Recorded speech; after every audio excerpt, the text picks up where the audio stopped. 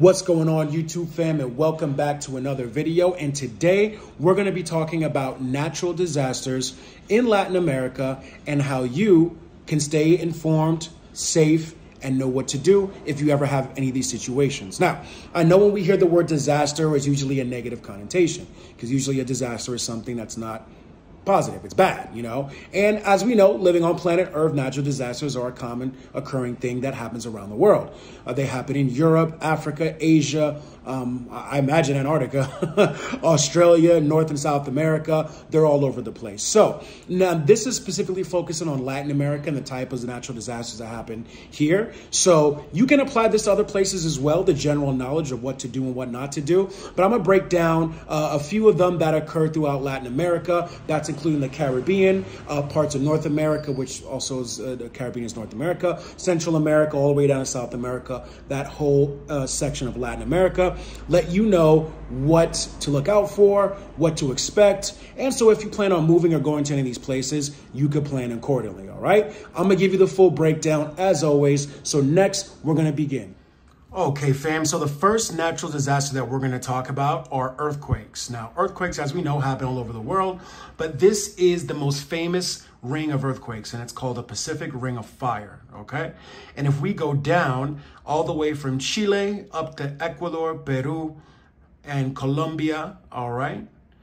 And then we have the Central American countries, Panama, Costa Rica, Nicaragua, Honduras, El Salvador, Guatemala, Mexico, all the way up through the United States, Canada, Alaska, down through Asia.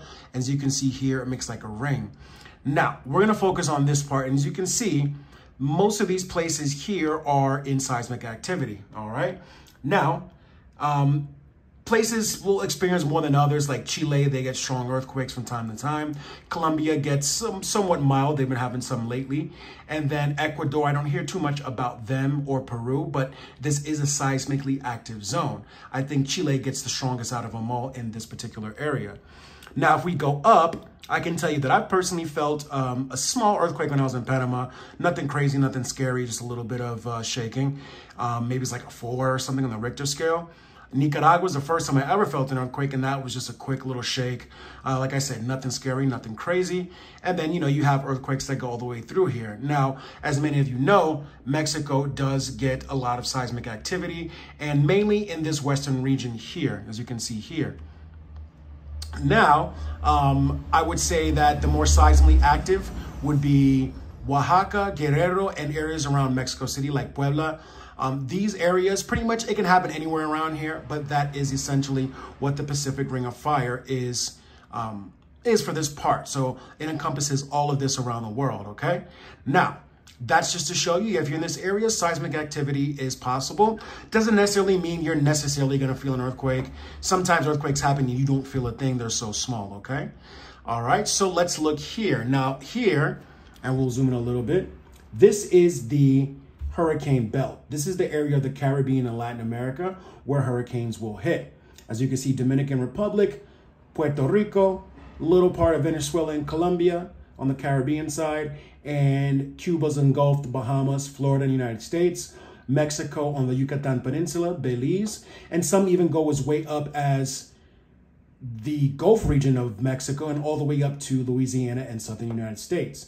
So as you can see, the Latin American countries that are in here, and let's see here, other countries as well, in this whole general region experience hurricanes. Now, sometimes hurricanes will spread a little bit past that, but overall, this is the general sense of that. So let's move on and talk more about this. Okay, so let's talk about hurricanes first affecting Latin America. Now, hurricanes, those have a season which when they usually occur.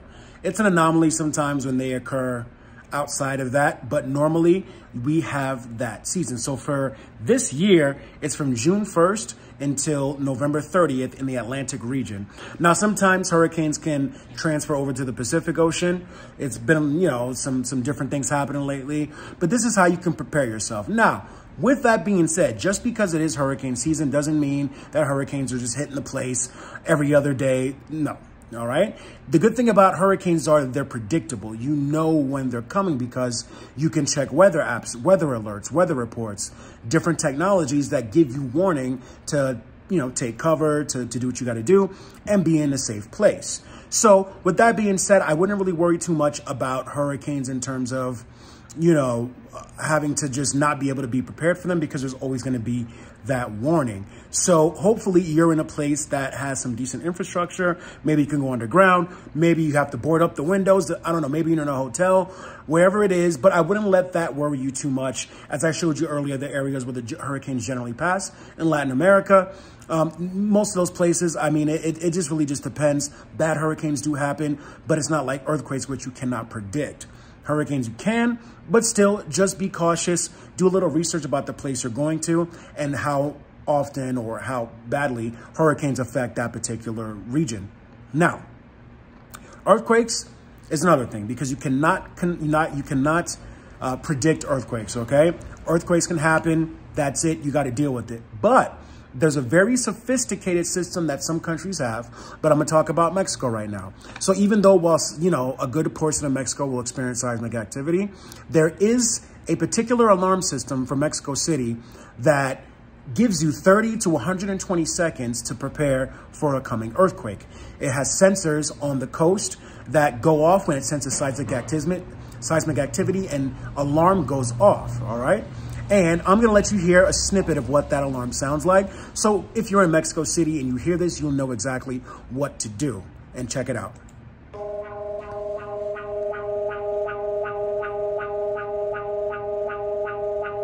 Alerta sísmica. Alerta sísmica. Okay, so what he's saying is alerta sísmica, literally seismic alert. So that's warning you, earthquake is coming.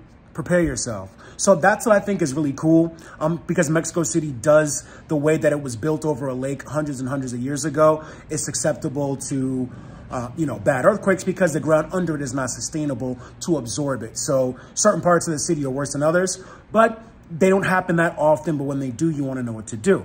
Basically, in Mexico City, when you hear this, put on your shoes, grab your phone, do not panic, and go down the stairs, okay? If you're in a position where you can't move, go to places where you're secure, in door columns, where you could just stand and have something protects you from falling on your head. But just know that if you're in Mexico City and you hear that, prepare yourself because an earthquake is on the horizon. Now, there's times the alarm has been setting off and it's been a false alarm and there was a faulty situation.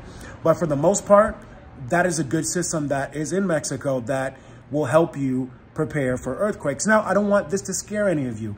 Not at all. For example, I live in Guadalajara, in Jalisco, and it's rare to feel an earthquake here. As a matter of fact, I've lived here for well over a year and a half, and we felt an earthquake last year on the anniversary of the 1985 September 1985 Mexico City earthquake, which happened September 19th in 1985. And Mexico has had that kind of curse that not every year, but several years on the 19th, bad earthquakes will strike.